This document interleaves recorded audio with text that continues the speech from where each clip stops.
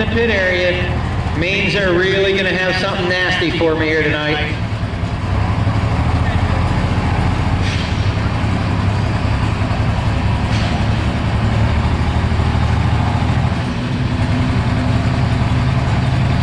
Holy mackerel, I just got the bad news. The fuel injection went out on him there in the pit area. They have been wrenching like crazy back there, but it doesn't look like he's going to make the show here tonight. So we've got one out, but we got a whole field full of nasty mini mods coming up for you next, folks. Here we go. He's winding her up. Let's get her down to the big end. Come on.